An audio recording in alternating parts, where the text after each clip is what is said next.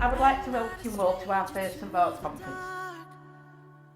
Hide away, they say, 'cause we don't want your broken parts. We have to support our children the best way we can. My scars, run away. We all have the same common goal that we want the best for our children. You are, but I won't let them break me down to dust. I know that. That's what inclusion is about. It's about celebrating success in all its form. It's about celebrating achievement in all its form. When the sharpest words wanna cut me down. For some reason, we're all frightened of talking about disability. 1 billion people have a disability throughout the world. It works out to be about 3 or 4 people in every class. Who I'm meant to be, this is me. Too many children are failing each day.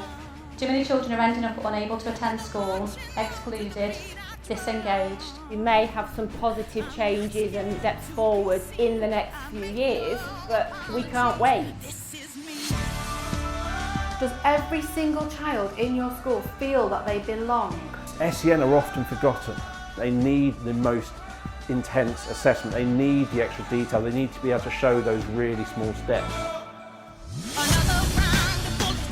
We've had all the statistics, the numbers are growing. As we are seeing these increases, how are you preparing as a school?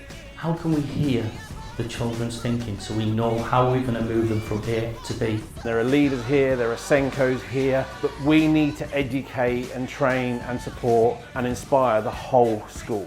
I've never been into a single school with great SEN provision where it's the responsibility of one person or an individual. It's always about that collective responsibility.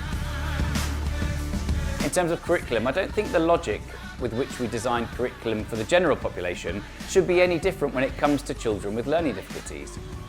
If you do not have intent, you are not going to build the skills or the knowledge you need. What it needs is some useful prods and prompting from Senkos. It's not our jobs as Senkos to know all the answers. It's our jobs to be asking all those questions.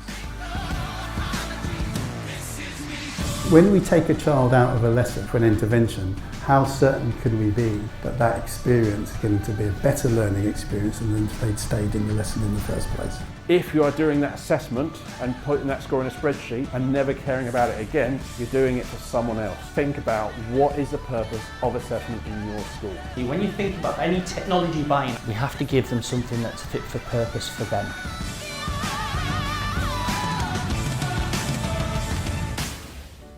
When I looked at Jon's illustration and I saw a quote from an 11-year-old, and the quote was, "It's okay to be disabled, it's part of me." Wow. What we do have are incredible people, dedicated, compassionate, absolutely determined to ensure that every single child and their families receive the support needed to believe in themselves. Barriers are there to be broken, so let's get the sledgehammers out. Smashing ableism and building a better world. If we get it right for our most vulnerable children, we're going to get it right for all. To do better, to make a difference and to improve outcomes for children. Presume competence, presume potential. Let's run with this, let's mould these young people and look at the strengths and how they can achieve. I'm going to be in queue after Mary, so if you want to join me and get one of those sledgehammers, I'm on that mission with you. Some of the things that they are actually doing in their schools are not just changing the education for these children, they're actually changing the lives. Having something where we can value inclusion and getting the best for all our children is all that I could think. This is me.